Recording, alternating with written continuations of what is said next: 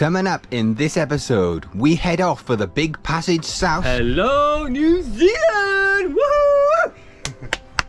Yeah! Luke's dreaming. Thrilled and blessed to have such a massive block of beautiful cheddar, gorgeous cheese. And things don't go to plan. Beautiful Minerva Reef. Oh, it's so heavenly. The sun is shining. It's a gentle breeze blowing.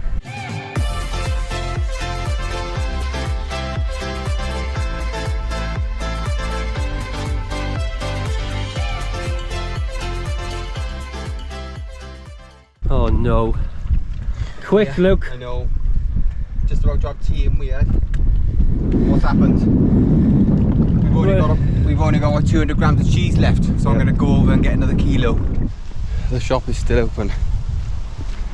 I'm in a near panic here because of this cheese situation. Whew.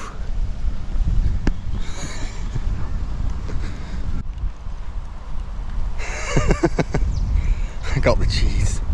Frozen cheese. 1 kilogram of delicious Treasury cheese. Oh, it's delicious. This is the passage we will be doing from Tonga, the Friendly Islands, to New Zealand in Whangarei. We are here at the moment. We're anchored here in Pangaea. It's the town of Pangaea in the Lufaka Island. Yeah. So we'll be sailing out here and down here, and if the weather holds up as it is at the moment, we will be stopping for 24 hours in the Madeira Reef, where loads of other boats stop. It's a very popular place to wait for the weather window down to New Zealand. So it's 350 miles from our location there to the North Madeira Reef, Minerva Reef, and then from there, hopefully, like we said in the weather, the wind will fill in from the east or southeast, and we can carry on our passage all the way down to Whangarei, and then we're going to actually go into this here, and we're going to Marsden Cove Marina, isn't it? Yes. Marsden Cove Marina. Now we're going to take a look at the all-important weather. So this is today, we're going to go every 24 hours. So this is today, Wednesday at 1 o'clock. We have easterlies 18 knots. So let's move 24 hours ahead. We're going to be somewhere down by there. It's again easterlies. It's going to remain east for the next 3 or 4 days because of this large area of low here, producing winds like that. Friday, there's a northeast 15 knots, really good sailing. Saturday, there's a blue hole developing here. So we may go in the reef. We may stop in the reef and wait for the hole to fill in. Let's go to Sunday. It kind of fills in because there's something else coming from the west, another high out to the west trying to fill in. And Monday, it really becomes irrelevant, the weather by Monday, because it's just too far ahead. But as you can see, they've got another high out there to the west trying to work its way in and pushing this high out here. Unfortunately, after we moved, all the little fish are being left without cover, and the big fish are eating them.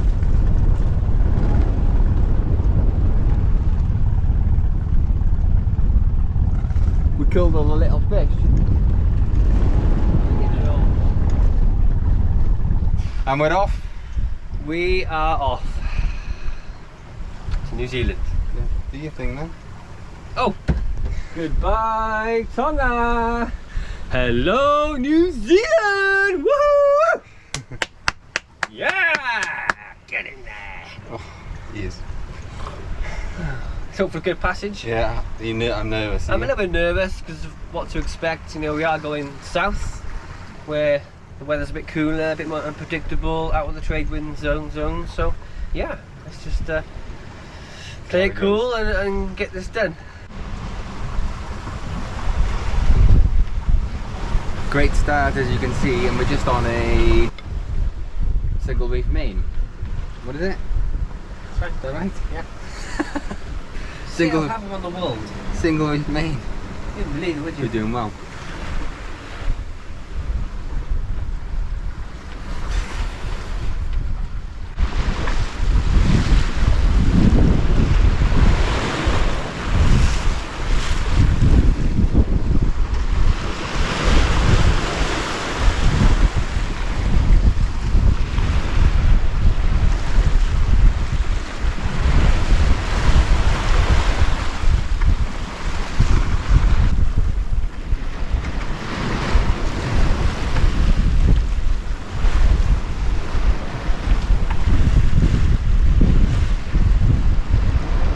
couple of hours in, things are going great. Luke's got his top off, enjoying a bit of the late Tongan sun before we head south to cooler climates. Yeah, that's my thought process behind it. Get a bit of tan in now, is it? Yeah. Yeah. Look at this beautiful desert island to my starboard side. It's stunning. It's insane. Now there's nowhere to anchor there, but I wonder if anyone lives there. Bonkers that is. Change the sails a bit. Got Genoa pulled out. Starboard. Just put preventer on the mainsail around the cleat, and I put it onto the winch. I'm just giving it a little bit of tension. So she's a good one. All's well on board. I was looking back here. I swear I could see a couple of boats heading this way, but I can't see them now.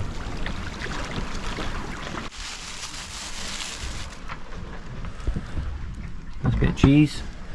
Big block of cheese in there. Nice. This is going to be a cheesy episode. Yep. I think it is.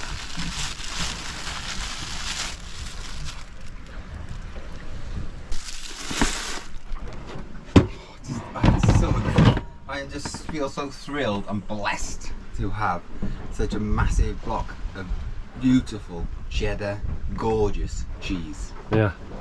Nice, isn't it? Yeah, I love it. You like it now, do the sauce? The sauce is okay. Sausage is nice.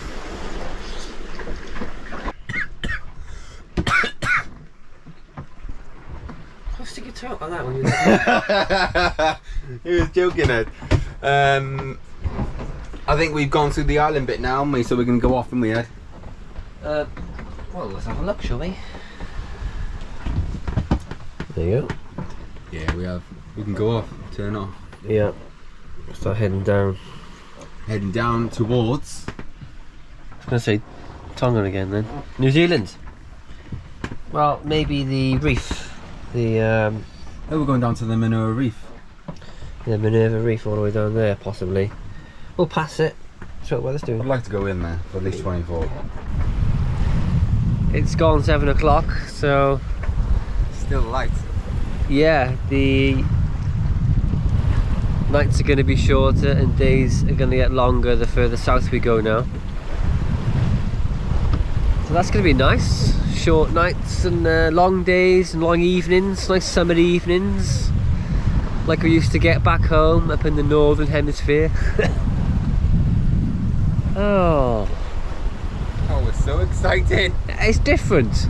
It's so exciting. Because being in the middle of the earth, time just doesn't change. It gets light about 6 AM and gets dark at 6 AM. You have 12 hours of darkness, 12 hours of light. But now as it's starting to cool down south, things are starting to change, and there's excitement in the air. Exciting. I like it. Really exciting. It's different.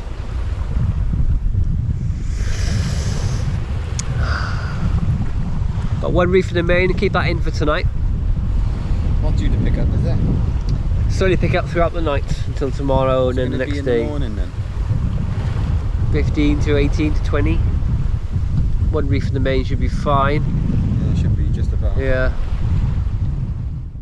Good morning, everybody. A very different morning to yesterday. We've got 17 to 20 knots.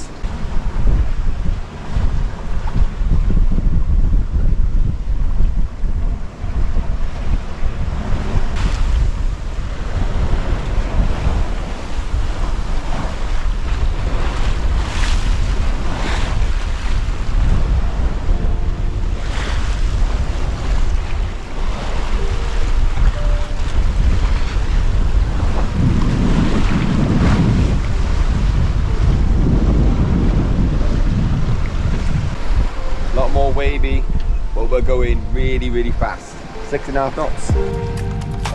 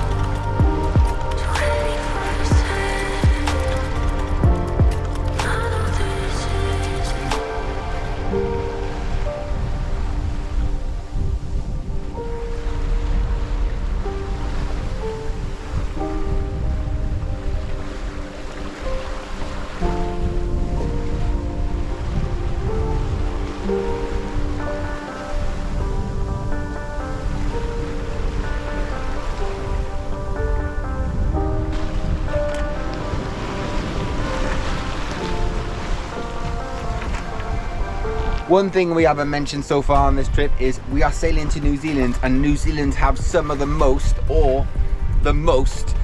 strict biosecurity in the whole world. And one of their requirements is if you're sailing a vessel into their waters, you must have a clean bottom. A lot of people think that to have a clean bottom, you've got to have it lifted up professionally and get a certificate. So when you turn up at customs and immigration, you got a certificate to prove that you've had the bottom of your boat professionally cleaned within 30 days of arriving in New Zealand. However, that is not the case. We've done lots of research on this and asked loads of cruisers what are they doing, and most people go in the water themselves and clean their own bottom of their own boat. Thank goodness we only got a 34-foot boat and it's not too wide, otherwise it would have taken a lot longer than it did. But back in the other anchorage, we spent 4 to 6 hours going in the water, cleaning Atlas's bottom, so she's the most pristine we've ever seen her. She's absolutely beautifully clean. We got rid of all like the little limpets and the little like shells growing, even on the bottom of the keel and the bottom of the rudder, all the nooks and crannies. And then after we done all that, we took some photographs and video on the GoPro, and then put all them photographs and video on a memory key. So when we arrive in customs and immigration, we can give them that memory key and they can go on the videos and go on the images and have a look at the timestamps, and that'll be proof enough to prove that we've cleaned Atlas's bottom within the last 30 days. That's how you've got to do it. Morning. Another day. Another day, another dollar, as they say, isn't it? Yeah. Last night was bumpy, wasn't it? Yeah, we had a couple of big waves in the cockpit, didn't we? Massive. Yeah. You could hear all the... We stayed inside most of the night, only popping up. Person on watch was only popping up now every now and again because the waves were too big. Yeah,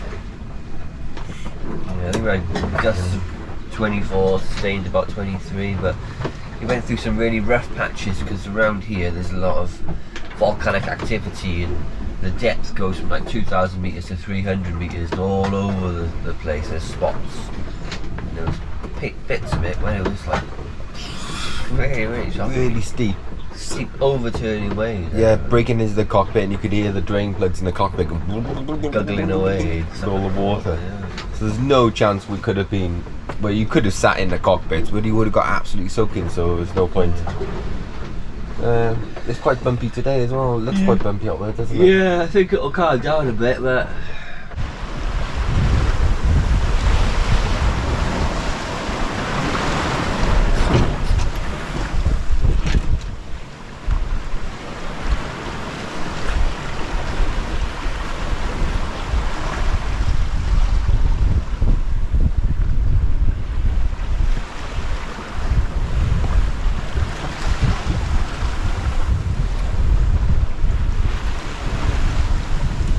I was asleep off watch last night, and I had the alarm to say it was my turn to go on watch. I woke up and I went out, leaned out into the cockpit to find Adam half in the locker on the right hand side with all the stuff all over the floor, and I was like, Adam, what are you doing? It's 2 AM in the morning.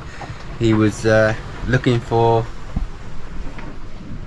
Well, something was tapping, going tap, tap, tap, tap, and I don't like noises. I don't like halyards banging on the mast. I don't like any sort of repetitive tapping noise. It drives me nuts. What does it have to be? It was the vinegar. It was in the condiments cupboard. It was rolling and going tap, tap, tap. But I thought it was in one of the lockers, so I took everything out the locker. I took everything out the pan locker looking for it about 3 AM.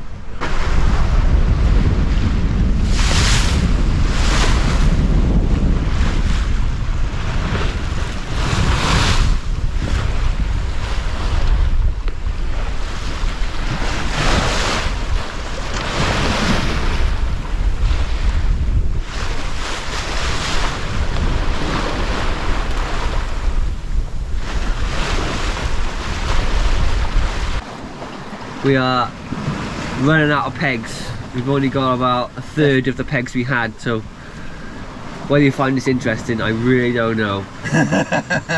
We can't get wooden pegs anywhere. We can only wash a certain amount of washing at a time. Because as Luke said, you just can't get wooden pegs anywhere. It's becoming ridiculous, and we don't want plastic pegs. They could go brittle in the sun and then they fall in the sea and pollute the ocean. On that, at least when the wooden ones finally break, the wood just disintegrates and the steel in the spring would just rot away. So that's the main problem of the day, really. It's a major the peg disaster. situation. Yeah, can't dry anything. It really is a crisis. On board. The pegs, yeah. Because as you know, in our videos we always have washing hanging up. And if we don't have washing hanging up, there's something wrong. Yeah. It's not good, is it? It's not good, no. I'm It's a bad particularly worried about this. I know, you are particularly worried.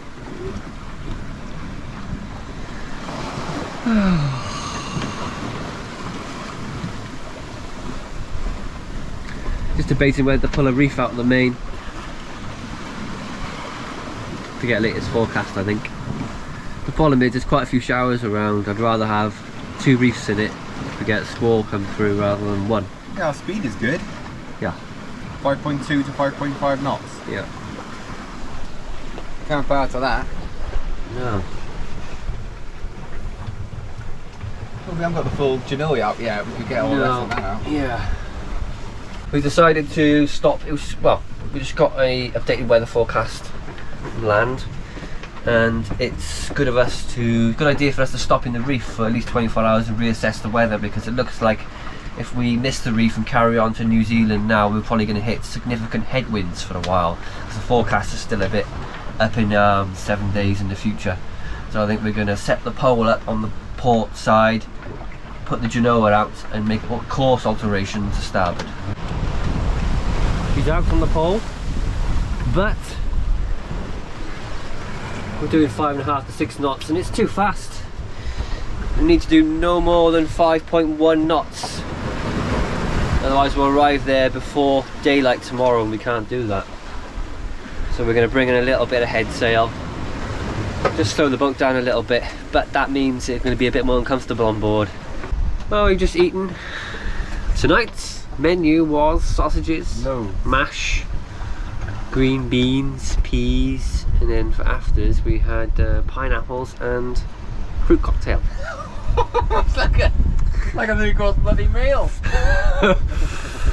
My belly is pretty bloated to say the least, but it was nice. It was a sausages. I mentioned we had sausages with that.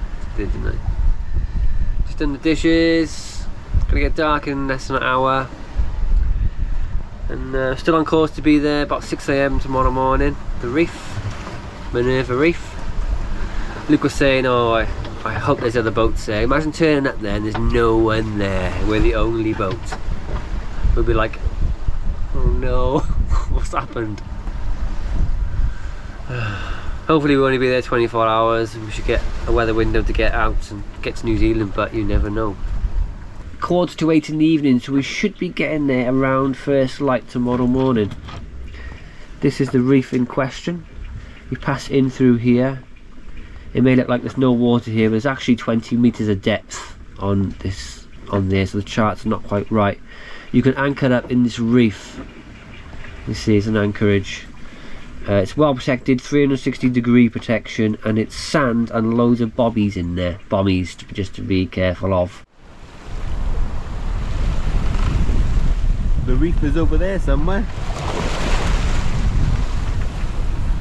It's less than 5 miles. I can't see anything. It could be nowhere. It's totally invisible. It's very strange. What is it? Land ho. I see reef over there, and I can see 1, 2, 3, 4, 5, 6 masts. I doubt that you guys can see it on camera, but you see the reef breaking over there. See him, look? Yeah, it's weird, isn't it? Yes, there's boats in there. There's quite a few. Woo! It's so weird. In the middle of nowhere. Literally in the middle of nowhere. Yeah. You'd run into it. Yeah, you would run into it. So we got reef all the way here, here. There's the gap. There's a large gap right there. We're going to go right through the centre of that gap inside the reef.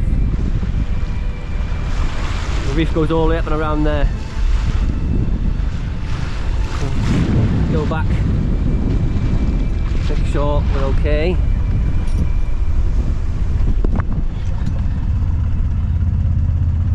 See, look.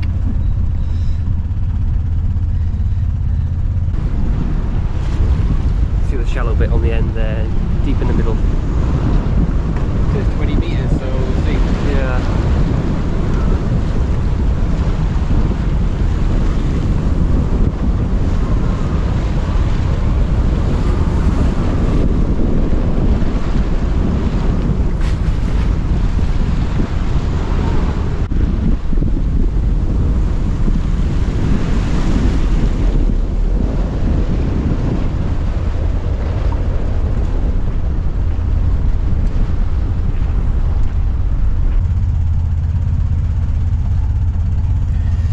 Okay, I think we're pretty much inside now. We're going to get a bit of engine going.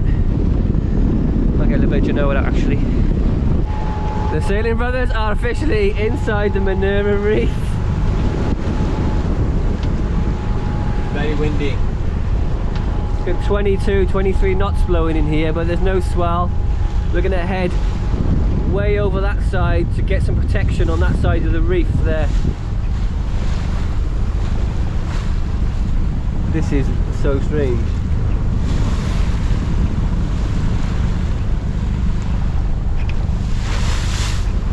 Hey, we're going to be anchoring somewhere in between these boats up there. We want to try and get close to the other boats so we can jump in our dinghy when it's not so windy and go over, introduce ourselves and try and get some internet, some weather basically. Steal internet. Not internet out just here. Want some weather. Just some grid files. Have a look at some weather forecast to be nice. We are anchored up. I'll just show you. It's all clear, sand. I couldn't feel anything on the chain as I was putting it out. About 40 meters down. There's a big rock down there, but it's not going to affect us. The chain's out all the way over there. We're anchored in about 10 meters of water. Everyone's really friendly already. Everyone's waving and cheering, saying hello as we come in. We passed that boat there and he was like, congratulations for making it down here. There we go.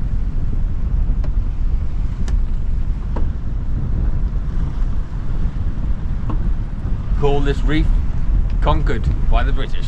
Yes. Welcome to the beautiful Minerva Reef. Oh, it's so heavenly. The sun is shining. It's a gentle breeze blowing. There's not 2 to 3 foot waves coming in and hitting the boats, and everyone's having a whale of a time. Oh, welcome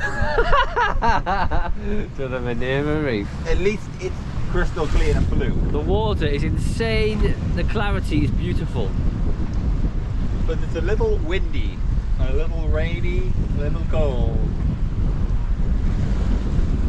It's crazy. And people are going back and forth on their tenders in this. They must be absolutely bonkers to stay on your boat. It's too dangerous. See how big the waves are. Some of these waves coming past. How cool is this?